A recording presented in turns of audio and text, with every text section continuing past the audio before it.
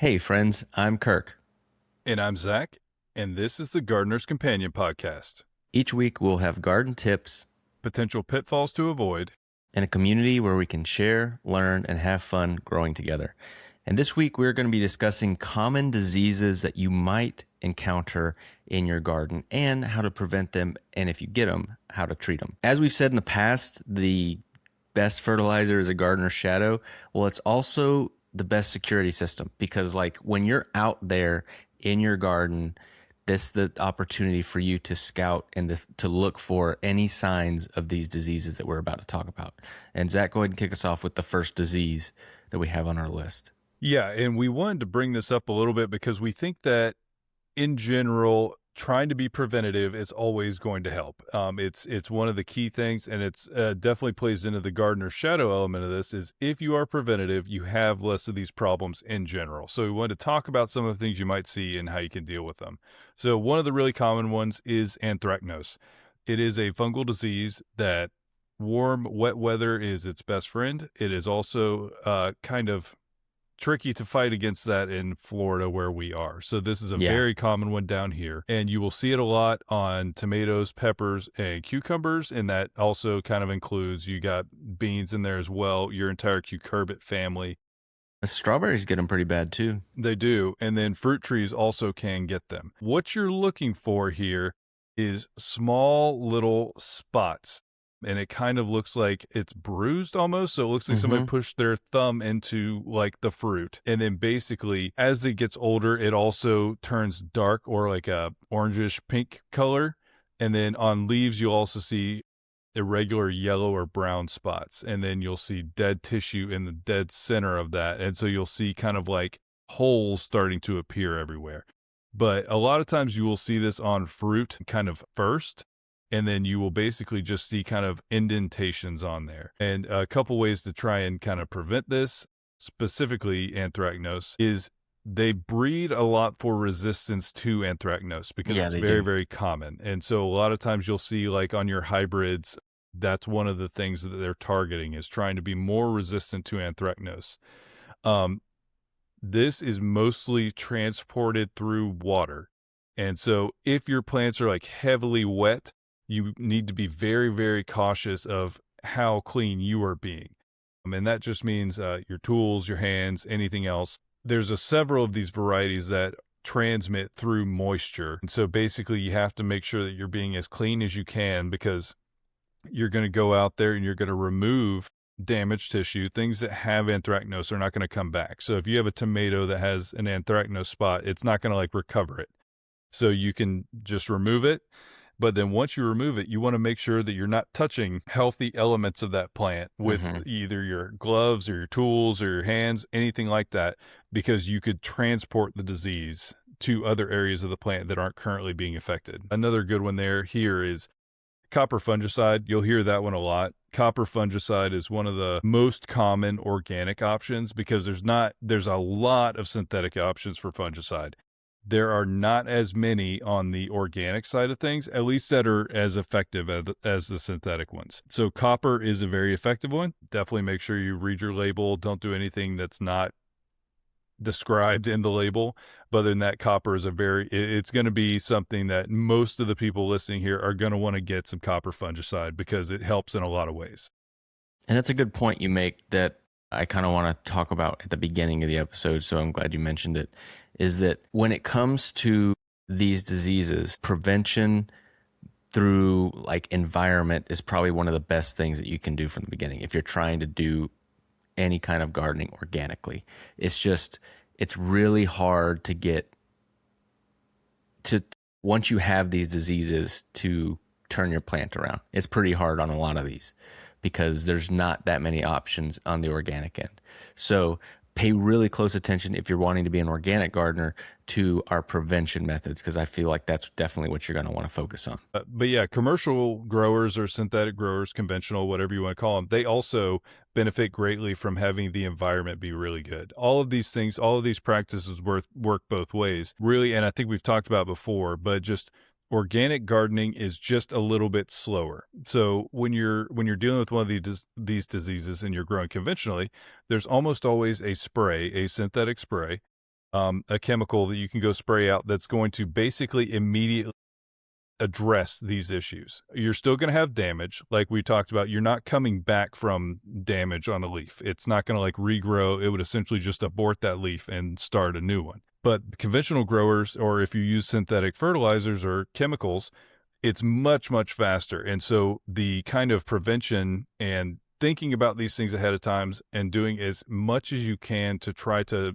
not give these things an environment to thrive in is key for organics, because you can't react as quickly. The chemicals aren't available the same way.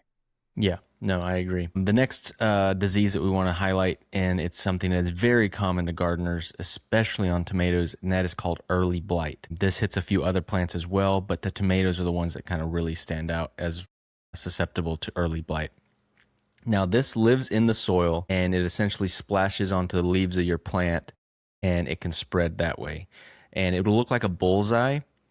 It's the first thing you're going to see is like a little brown spot on your leaves, usually the lower leaves. You can kind of see it traveling up your plant if you get it. And if you look closely at the brown spot, you'll see concentric rings, like really small circles. And then there's also what you can see there's sometimes like a yellowish circle around the circle. So it's like a halo that kind of really is indicative of this specific disease.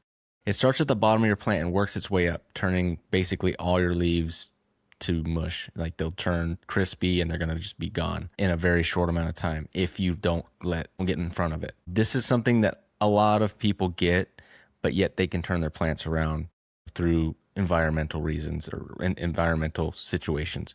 One of the main things that is recommended is to rotate your plants, and this is recommended in most agriculture in general.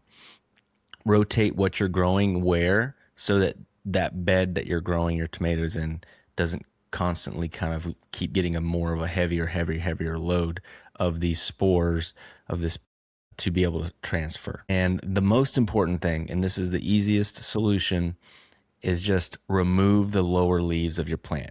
Anything that is remotely close to your soil, trim those leaves up. Granted, you don't want to do that when your plants are super small. Wait till they get big enough that they have enough leaves above that area to still photosynthesize well. But that's the easiest way to prevent getting it. If you don't have anything that can get in contact with the soil or the soil to even splash onto it, you won't have this issue. That's why usually if you see it in tomatoes, it's fairly early before you can start trimming. That's when I've seen it get on ours. But then you just take those affected leaves off, throw them away.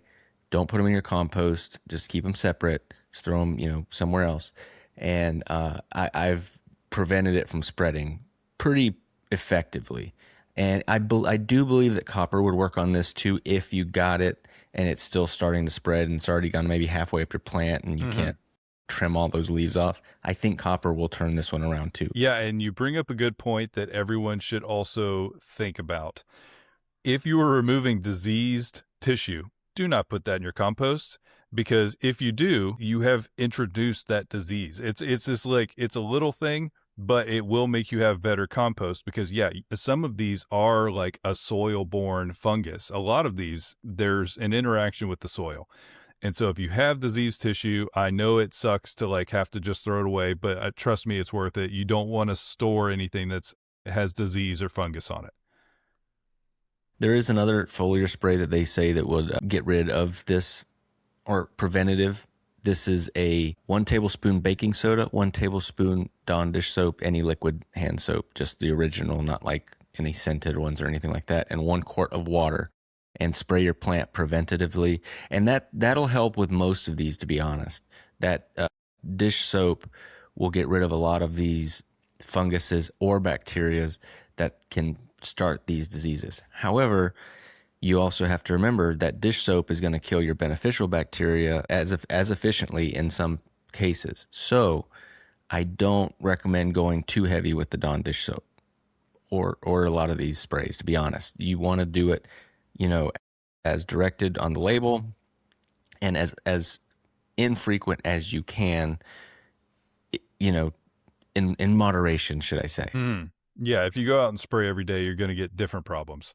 So it's basically just you'll dial it in over time. You'll get the hang of it. But You want some prevention, but you don't want to overdo it.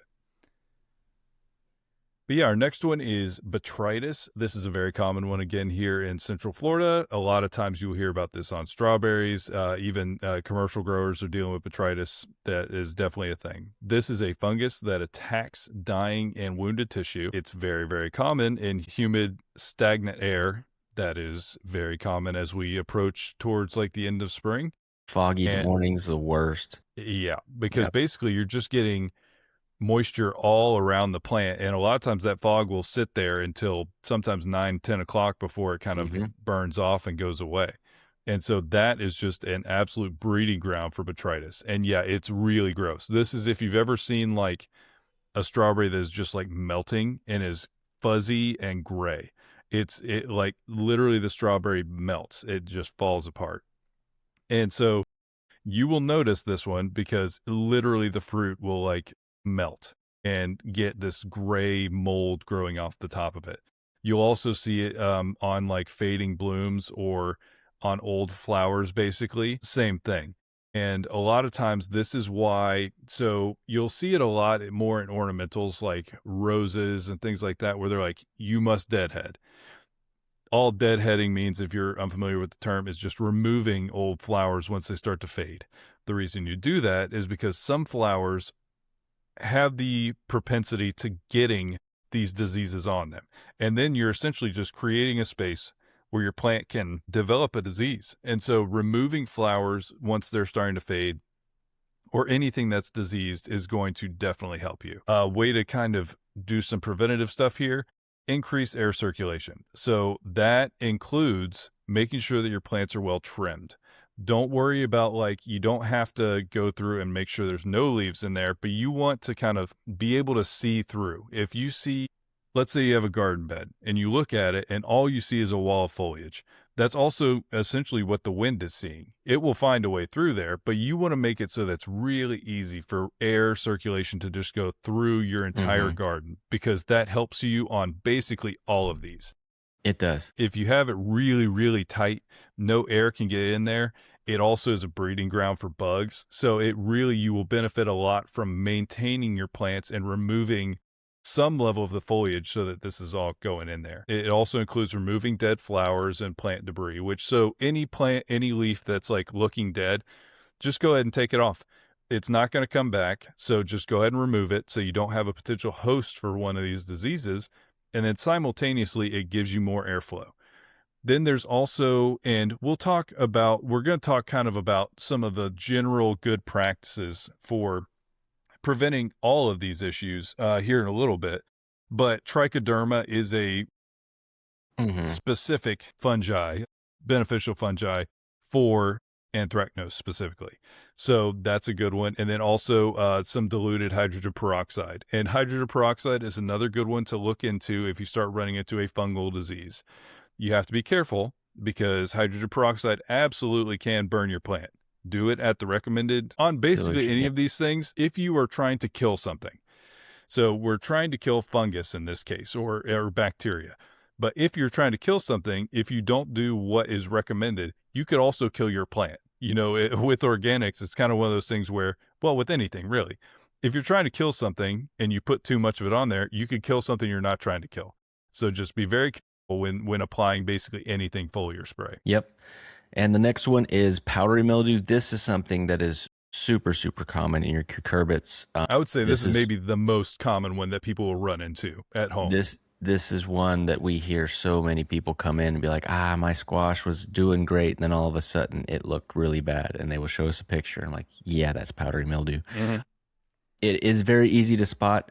Think of Botrytis in a way, but on a whole plant. Like it makes your leaves fuzzy. It looks like mold growing because it is essentially, it's a fungus. And it likes dry, warm during the day, but the humidity at night. That's when it really like thrives, is to have a humid plant matter at night. That's why it's so important. I know that we're going to probably talk about this later about when you water your plants. It's much better to water early in the morning so that all day long your plant has time to dry out than it is to water late in the evening or, right before dark or at dark. It's much better to water early in the morning. It's a pretty easy one to spot. It literally looks like someone has like peppered your plant with flour. Like you'll see like Yeah. these little white spots starting, and then they get a little bit bigger and a little bit bigger, and then eventually your leaves start dying in those areas. Yeah, it and looks if like you you took powdered sugar and dusted your entire leaf. And I'm talking sometimes on your squash plant, it's a huge leaf, and the whole thing is just covered in white. yeah.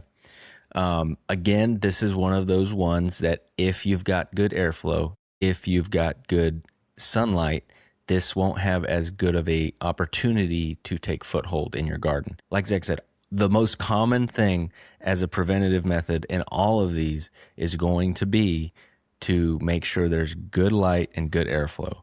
I've said this so many times in some of the videos we make for social media, because it's the best way to prevent a lot of these things. Also, not over fertilizing.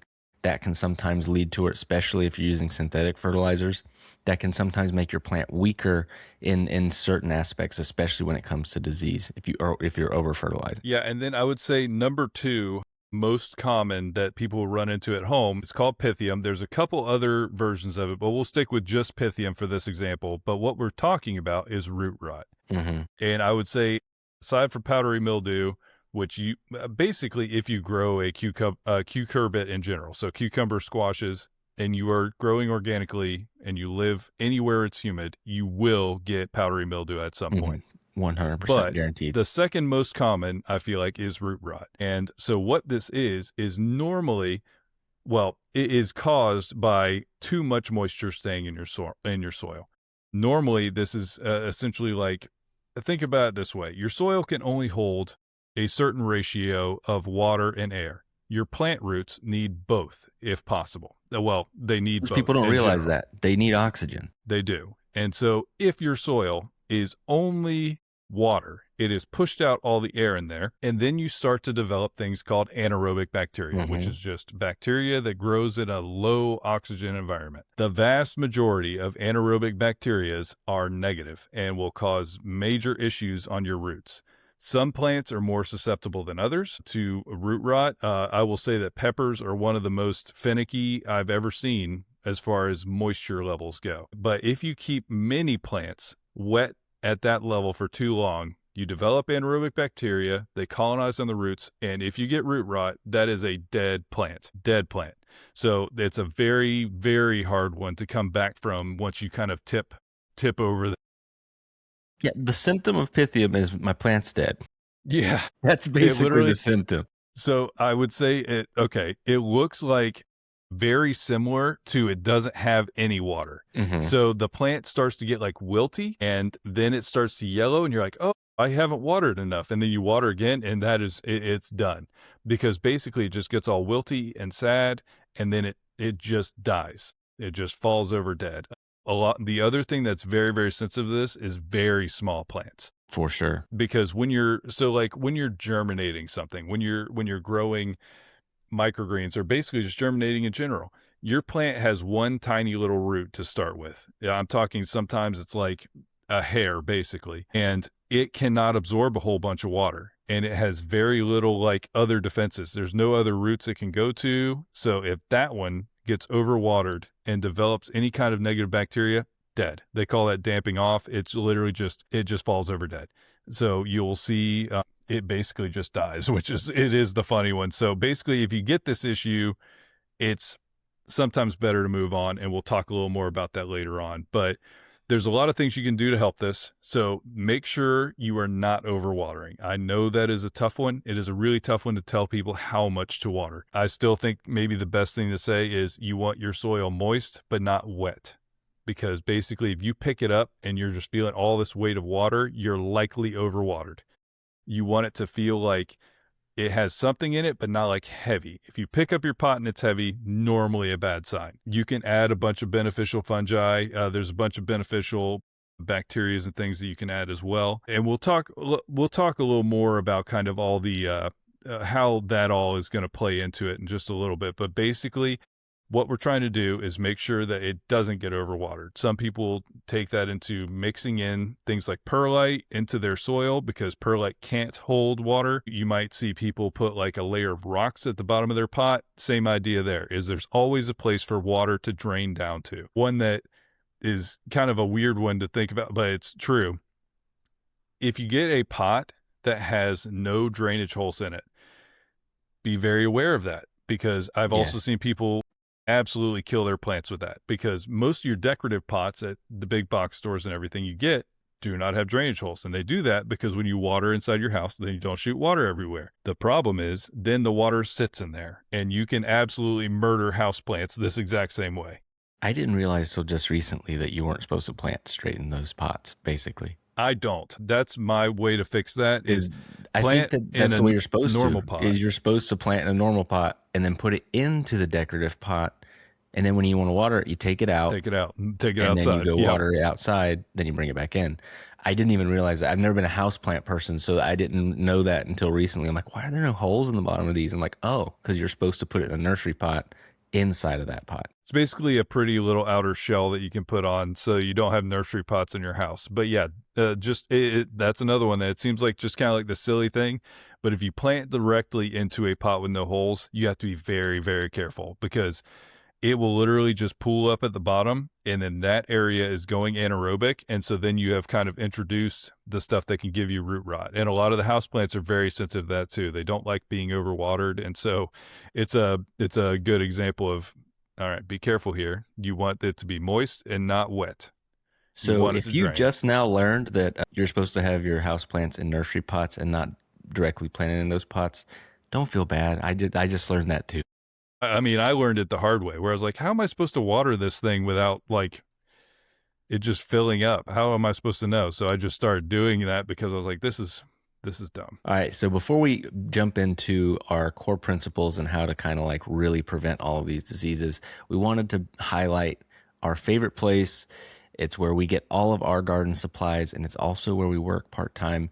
It's Grace's Garden Center. It's in Temple Terrace, Florida, right outside of Tampa.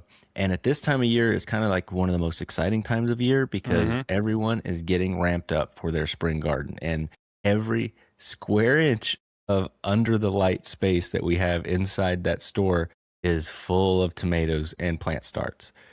Yeah, definitely keep an eye on our social media posts, because there's, I'm sure, going to be one that is literally, I should try and calculate the amount of square footage of heirloom tomatoes that are about to be growing and are currently growing, honestly.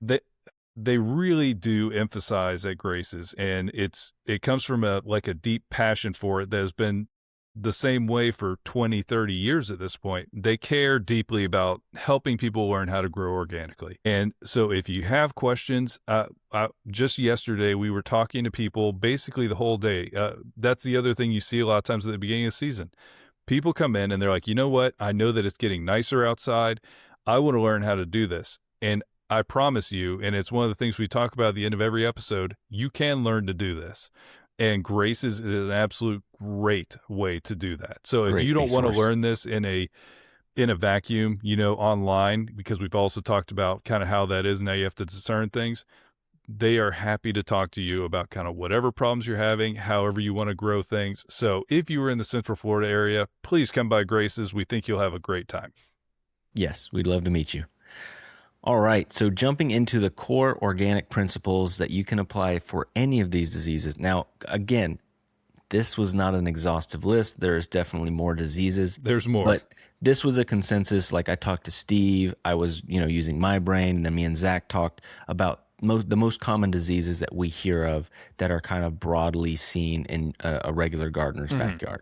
There are specific ones. There are rare ones that you can get. It's like Pokemon. Got to catch them all, but not Except fun. Don't do that. Don't catch them all. But most of these, about 80 to 90% of these, can be prevented by doing the following things. And the number one we have on our list is soil health first. It's very important that if you have a well-balanced living soil that you can kind of help feed, it's ideal for all of these diseases. You build a healthy immune system. That is your immune system, is right there around the roots of your plant. It will prevent colonization of bad stuff if you have a bunch of good stuff already there. So compost tea, compost in general, not raw manure, but like composted manure or, homemade compost. Maintain good drainage. every one of most plants need good drainage. You want them to be able to breathe. That's the most important thing, is the breathing part. Yes, they need to drain, but there needs to be able to be oxygen there for the roots. Again, it's one of those things that most people don't think about, but plants need oxygen even in the root system. But this also helps if you have good aeration. It helps with the microbes in the soil. Worm castings are an awesome thing to put in your soil to create really healthy living soil, and avoid overwatering. Let those plants dry out between waterings just a little bit. Like Zach said, moist soil, not wet soil. Yeah, and I think this is a good time to talk a little bit about microbes.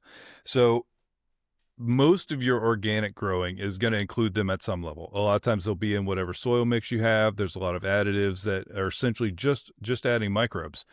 Where this helps, nature is essentially always in this kind of checks and balances situation. There's always these like natural processes happening. This microbe attacks this one attacks that one.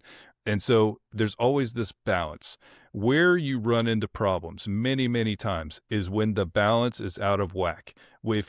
Nature hates a vacuum. And so if you were to put in something completely sterile, if one of the bad guys gets in there, it can just go crazy. There's no checks and balances for it. There's nothing to stop it from going crazy. And so one of the main really beneficial things about adding all these microbes is you are creating a balance. You're creating a wide diversity of microbes in your soil. And if you've never read about some of the amazing things that microbes can do, it's awesome. It is really cool. There's some that help the transport of nutrients very specifically. Like there's some for phosphorus, there's some for nitrogen. There's some that are really good at stress prevention, so there's some that make it so your plant can go through a drought better. There's some that can make it through your plant goes through heat stress better. It truly is amazing. You will get a ton of benefit. And that's why a lot of times people recommend compost teas and worm castings. You're putting in a very diverse set. That's the purpose of worm castings. It is for the beneficial bacteria that worms exude when they're decomposing matter. Yeah, and you get the plus side of like a trace mineral type pack as well from worm castings because worms are awesome. And so you get, it's a really, really good additive. It's not like a traditional fertilizer. I think we've talked about that before, but it's so much better because one of the ways we've talked about a lot is it's kind of like taking a probiotic for us. You basically set the soil up to be able to process everything quicker. And if you're growing organically, the way those organic nutrients are getting into your plant is the way that nature does it. And that's microbes. Microbes are breaking down big pieces of things and they're making it into small pieces that the plant wants. And so you want to have a diverse and thriving microbial population in your soil. You want to have a diverse, you want to have diversity and a balanced ecosystem within the soil and above the soil. That's what you're looking for. Like Zach said, you don't want there to be an imbalance because that's when a bad guy can really take over because you don't have any good guys colonizing there already. So when you have the opportunity to colonize your soil or to spray your plant to get the leaves colonized with beneficial bacteria, it's always a good idea to do that because it just helps with the diversity that you have there. And then there's not a vacuum. There is no space for the bad guys to take a foothold. Yeah, and you'll see a lot of times they'll even do seed treatments that are essentially a microbe. And the reason they do that is so when those first little roots come out, they are already no vacancy for the bad guys. They put the really good stuff in there, and essentially there's no room for the bad guys to kind of take a foothold on your roots. So basically, take a look into microbes. They're fantastic. They're awesome. They're going to make your garden better, and it's just using nature in a way that it already had figured out, and we're just figuring out how to put it into our gardens. Yeah. So our second kind of category of things that we wanted to mention is airflow and sunlight. We talked about this, but trust us, it is very, very important. So we're talking about it a lot for a reason because it's so important. It will save you so much headache. It's such an easy one, but yet if you do this one thing, all of your gardening will be so much better. It honestly makes it easier to get into your garden too. If it's nice and like flowing, you can get in there. But basically you want to not overcrowd your plants. Don't get us wrong. We ride that line. We definitely ride that line. Yeah, we do. plant because we don't want like empty space in our garden. We totally understand that. We don't want it either. We plant heavily. but you can get away with it a little better if you're really on top of your pruning. So you want to go in there and get rid of lower leaves because, okay, think about it this way. All of your leaves are solar panels for your plant. If these leaves are at the very bottom and they're mostly seeing shade all day, don't worry about them. It's okay. Don't go into the very top of your plant and just take everything off the top. Start low. Clear out all that stuff low where it gets really dense. If it's not getting like full rip sunlight, it's going to be okay. It's going to make new leaves. It's going to keep going, but you will save yourself a ton of headache by getting all that airflow through there. And then basically for the vast majority of plants, the more sun you give them, the better. Yes. Say that because there are some which if you do that, they will die. Houseplants will die.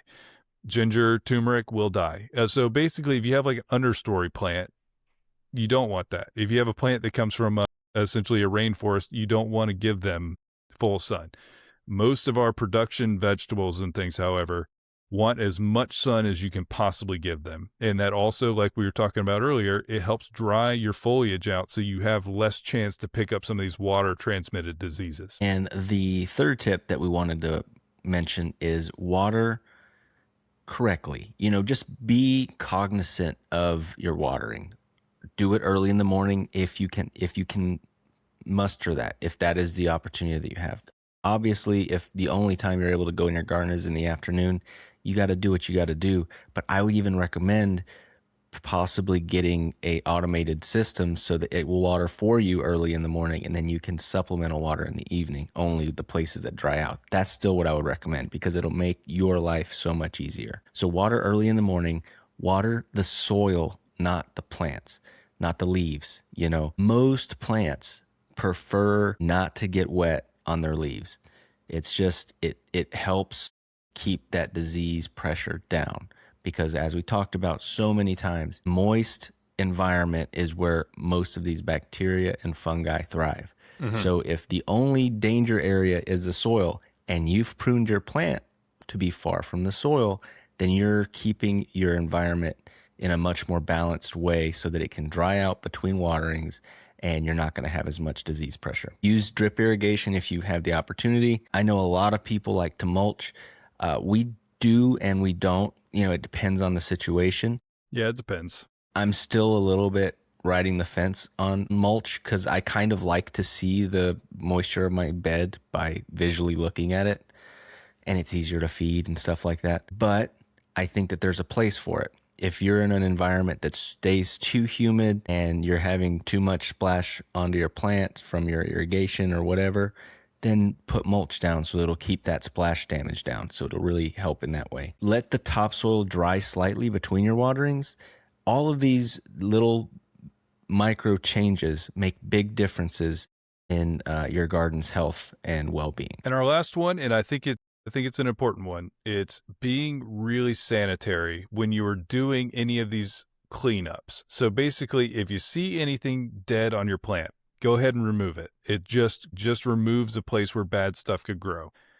I would recommend, because it's what's been great for me, get a tiny little spray bottle and throw isopropyl alcohol in it. And the reason you want that is because if you were out there cleaning up your plants and you cut off a dead leaf, or basically in between things, spray down your pruners with some alcohol. It takes about 2 seconds, and it just helps you try and not spread this stuff around. And then basically crop rotation where it's really great, because like Kirk was talking about the one that's just soil borne. So basically you think that all these spores are building up in the soil. If all you ever grow there is one plant, it just never stops building up. But plants are susceptible to different things. And so if you mix it up, then eventually those spore numbers go down for the one bad one, and then they go up for the other one, and then you switch it before they can get a foothold. Because, I remember the funniest one like that is it was watermelons, right? Where they only want to grow watermelons on new land. Yeah. Because there's a disease that gets in the soil, and basically you have much worse yield the second year. And so that's the most extreme version of that I've really kind of heard of. But it basically, it's just kind of like the rule of it is if you have a plant there and you start letting stuff build up in your soil, it can get on top of you. So crop rotation is a great thing not only for that, but also for using all available nutrients, because some plants use nutrients differently than others. And so it just makes so you use all of the nutrients in your soil. So to kind of wrap all of this up into a nice tiny bow for you guys to really, if you're taking notes, take these notes. These are just some weekly things that you can do as a prevention routine. Number one, check your plants. This is the whole thing we're talking about. Listen to your plants. This is when you're out there, look at the leaves, look at the stems, look at your soil, look at the fruit. And that's when you can, if you have a disease, you can notice it at this time. Also, if you have any pest, you can notice it at that time. Very important. Listen to your plants. So check on them weekly, multiple times a week if possible. Remove the diseased material. Again, don't put it in your compost, but remove it from your garden, remove it from your plant. Sanitize between doing that. Apply compost, tea, or neem oil to your plants as preventative. This is one, the neem oil, it has a little bit of fungicidal. Most oils will have a little bit of a smothering effect on a lot of these bad diseases. Neem oil is not super strong, but it helps prevent stuff. So it's a really good preventative. So think of neem oil as a preventative spray. And the compost tea is to inoculate the leaf. What is rhizosphere? Is that what it's called? Phylosphere. Rhizosphere is the roots. Yeah, is the roots. Phylosphere. So that's the bacteria that are living on the vegetation of your plant. It's called the phylosphere. So spraying compost tea puts a good army of good guys out on your plants to help fight any bad guys, keep them from getting a foothold. Adjust your watering to make sure that you're just getting your soil and not your plant material. And last but not least, prune for airflow. Prune your plants, even not the disease material, but prune your plants just so that you get good airflow. Make sure you leave enough leaves so they can still photosynthesize well. But those, if you do those 5 things right there, I am telling you, you are leaps and bounds ahead of a lot of people, and you're not going to have as many issues as many people that are starting the garden. Mm-hmm. Yeah, and then basically there's lots more of this, but we wanted to give just kind of some basic information so that everybody can feel empowered to try to reduce their disease impact. But we also wanted to bring in a plant of the week this week, and we talk about enough, we thought that we'd dig a little bit into it, and it is the tomato. La tomate. Yeah, it's honestly one of our favorites up at the shop because we probably have 50 heirloom varieties that are growing right now. Yeah, there are so many tomato plants in the shop right now. And people are so excited by it too. Like, we've reached that time of year where people will come in and just be like, are they ready? And we're like, not yet. Hold on. Couple more weeks. They'll go look at them and see how big they are, because technically they could take them home, but they're like an inch tall and they're in the danger zone. Basically, if you do anything wrong, over, underwater, too little light, too much light, they're dead. So we're like, how about you just give us a couple weeks to keep an eye on these, and then you come back in. But it's a very exciting time of year, so we wanted to talk a little bit about them. So most historians think this was found in South America, and you also saw this.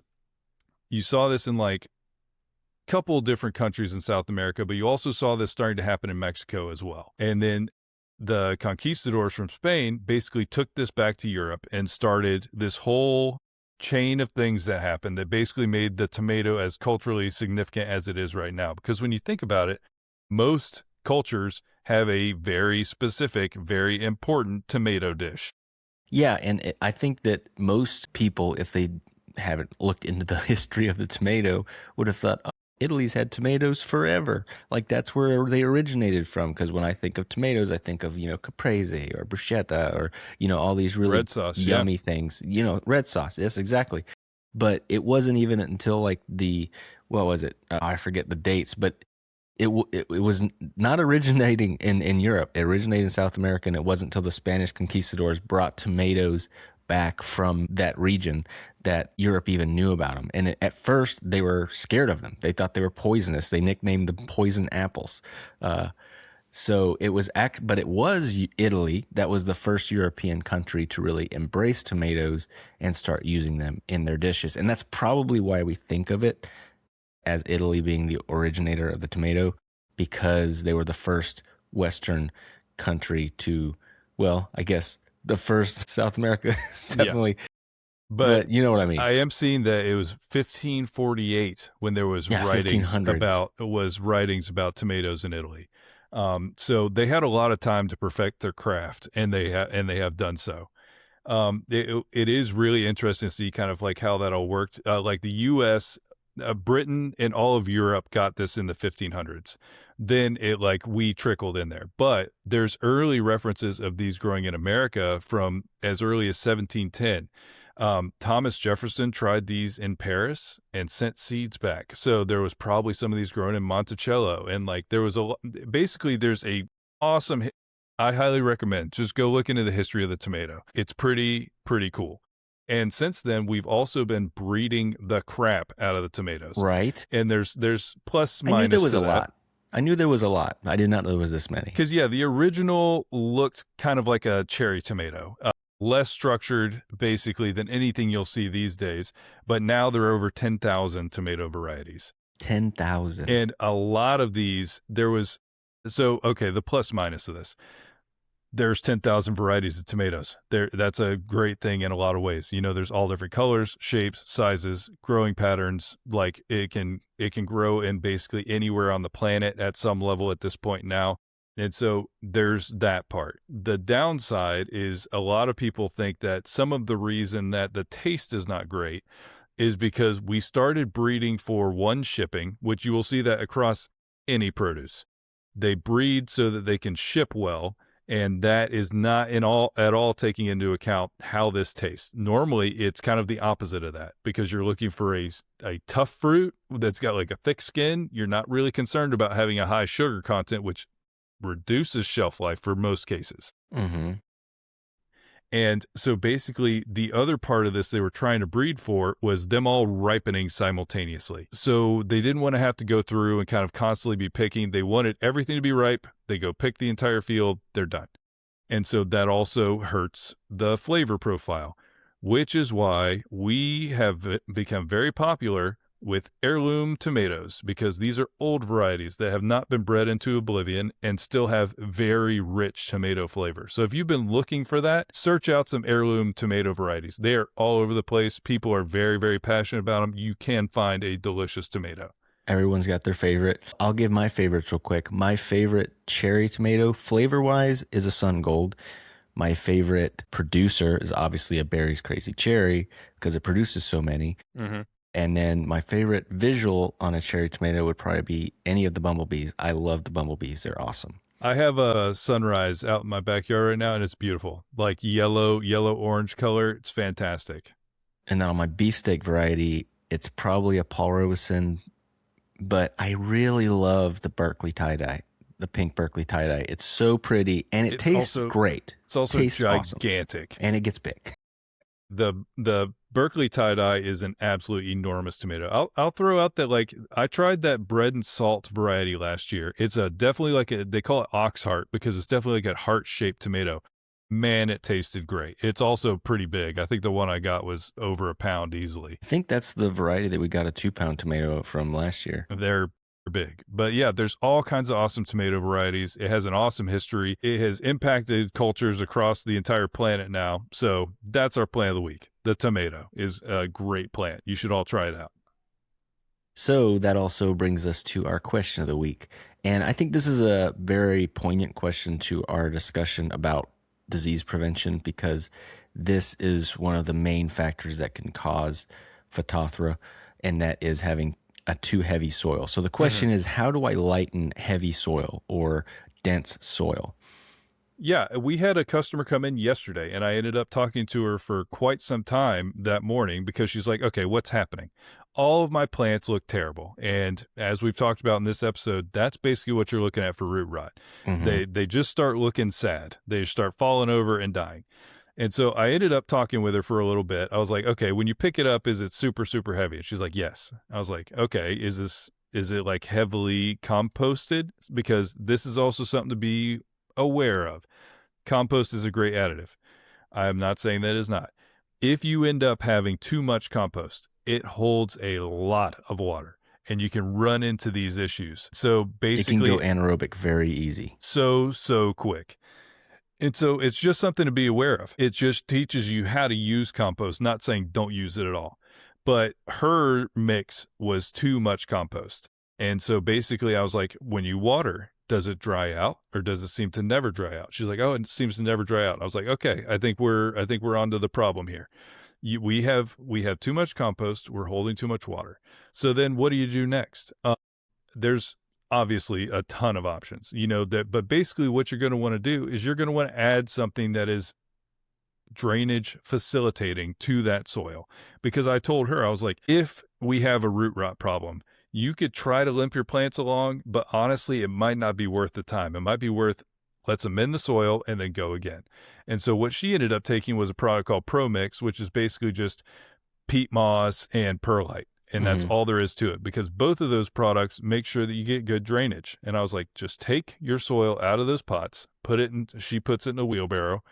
And I was like, you might even have to go to like a 50-50 mix of the Pro Mix to your compost to get it light enough so it's actually draining. But then in theory, you have functional soil again. That's all it takes. Just add some drainage. That is a beauty of, this disease, that root rot. Because if you let your soil dry out completely, it'll basically kill the disease. It just has to have been dried out completely. If it stays in that anaerobic state, it'll never go away. It'll just stay in that compost or in that soil. I know that there can still be some spores and it can come back and stuff like that. But as a whole, if you let your soil dry out, even mixing it with the soil that she has, it doesn't mean she's automatically re-inoculating, as long as that soil can start drying out on a consistent basis. So yeah, mixing with something like that, adding perlite, cocoa fiber, there's a lot of different things that you can add to your soil. But yeah, the main thing would be amend your soil in a way that is adding aeration, that is adding drainage. You can even go as far as like LICA, or what do they call hydrogen, it? or expanded clay pebbles. They're called all kinds of things. Or some, like, they have a really small lava rock that's very similar. Pumice, all of those there. Pumice stone, all of those things will help build an aerated mix that'll let your soil dry out between waterings, which is very important for preventing diseases. So yes, it is. That is how you lighten heavy soil. So guys, thank you so much for listening this week. Like, rate, review on all the places wherever you listen to this. It really helps us out. We're a fairly new show, so every single subscriber, follower, and all those kind of things, it goes a long way when a show just starts on any of the platforms. So I appreciate every single one of you that have already done that. And if you haven't, go ahead and do that. But yeah, we will be back next week. And don't forget, y'all be kind to one another. And there is no such thing as a black thumb.